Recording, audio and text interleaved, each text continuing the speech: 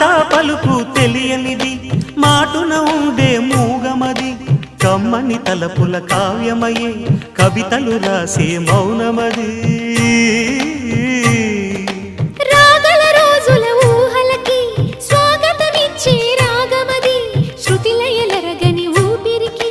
స్వరములు కూర్చే గానమది